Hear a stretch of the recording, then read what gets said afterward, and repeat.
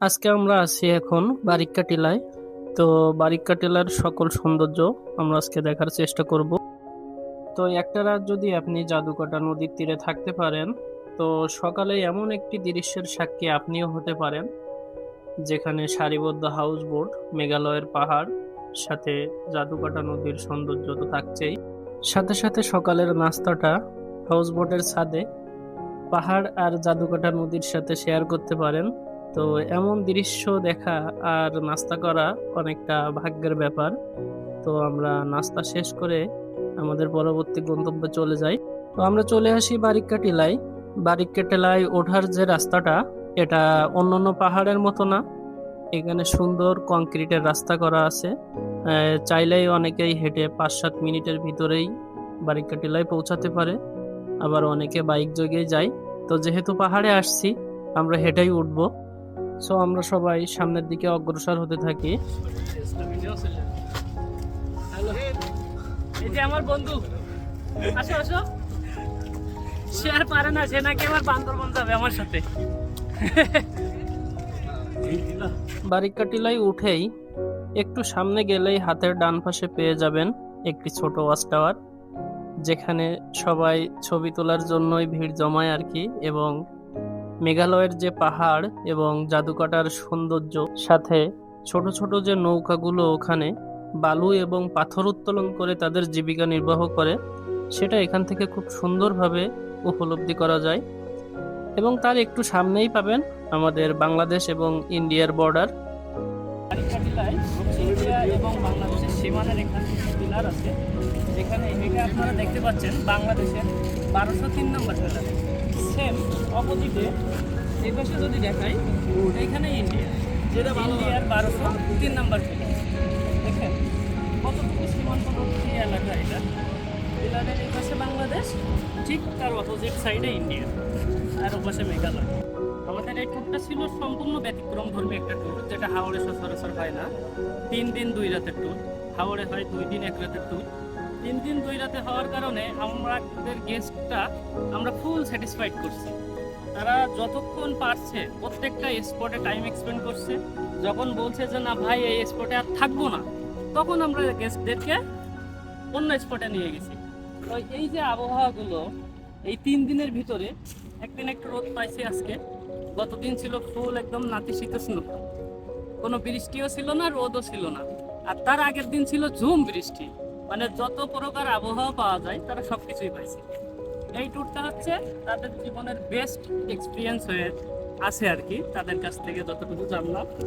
তো আপনারা যদি টাঙ্গুয়ার হাওরে আসতে চান, এখন হচ্ছে টাঙ্গুয়ার হাওরের সব থেকে মোস্ট পিক সিজন, যে বৃষ্টির সময়টা। আপনারা চাইলে আমাদের সাথে আসতে পারেন বা আপনারা আপনাদের মতো করে আসতে পারেন। তবে আসুন, টাঙ্গুয়ার হাওরের আসল সৌন্দর্যটা উপভোগ করুন। আপনি যে ক্যামেরায় যে সৌন্দর্যগুলো দেখছেন, এই পাশে যে মেঘালয় বা জাদুকাটা নদীর যে সৌন্দর্যগুলো, এগুলো আপনি যদি রিয়েল লাইফে নিজে এক্সপ্লোর করতে না পারেন, তাহলে এই ক্যামেরার ভিডিও দিয়ে আপনাকে হাজারবার বলেও বোঝানো যাবে না যে আসলে নীলাদ্রি লেক, জাদুকাটা নদী বা আপনার মেঘালয়ের যে সৌন্দর্যগুলো, এগুলো আল্লাহ কীভাবে যে সৃষ্টি করে রাখছে নিজ হাতে সাজিয়ে। আপনি যদি এসে প্রথম দেখাতেই একমাত্র ভয়েস হবে মাশাল্লাহ। বারিক্কা টিলা থেকে হাঁটতে থাকি সামনের দিকে। আমরা এখন বারিক্কা টিলা থেকে কিছু হিডেন স্পট আছে, যে স্পটগুলো সচরাচর সবাই যেতে পারে না, তো আমরা আজকে এক্সপ্লোর করতে যাচ্ছি। তো আমার কাছে সবাই অ্যাডভেঞ্চার চাচ্ছিল, এজন্য আমি সিদ্ধান্ত নিই আমাদের পরবর্তী যে স্পটগুলো আমরা পাহাড়ি ঢালু রাস্তা দিয়ে সম্পূর্ণ পায়ে হেঁটেই ভিজিট করব, কোনো পরিবহন ছাড়াই।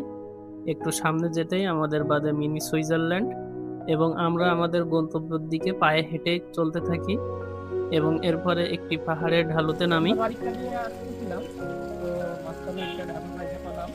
ঠিক রাস্তার পাশেই দেখেন একটা ঝিরি, মানে জায়গাটা কতটা ঢালু, ঝিরির পাশে সব থেকে বেস্ট একটা জিনিস দেখায়। কতটা ঢালু অঞ্চলে টিউবওয়েল দিয়ে অঝরে ঝর্ণার মতো পানি পড়ে।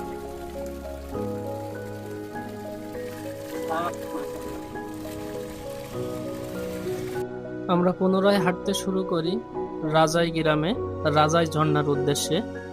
দুপুরের রোদে সবাই অলরেডি ক্লান্ত। তো আমরা প্রায় 1 ঘন্টা 20 মিনিট হাঁটার পরে সেই কাঙ্ক্ষিত রাজাই ঝর্ণার দেখা পেলাম। জাস্ট সাউন্ডটা শুনুন। আগের দিন বৃষ্টি হওয়ার কারণে ঝর্ণা পানিতে একদম পরিপূর্ণ।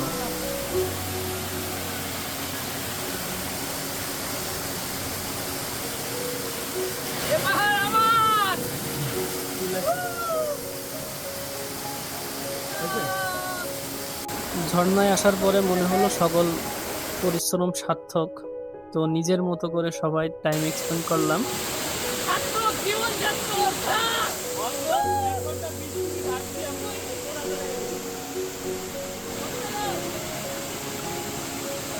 তো আমরা পুনরায় রওনা হলাম জাদুকাটার উদ্দেশ্যে। জাদুকাটা নদীতে পৌঁছে আমরা নিজেদেরকে পরিশুদ্ধ করার জন্য কিছুক্ষণ জাদুকাটার নীল জলরাশিতে ঝাপাঝাপি করলাম এবং মেঘালয়ের যে সৌন্দর্য সেটা আসলে আমাদের এ যাত্রায় দেখা শেষ। তো আমরা বোটে ফিরেই দুপুরের লাঞ্চ করতে করতে রওনা দিলাম আনোয়ারপুরের উদ্দেশ্যে।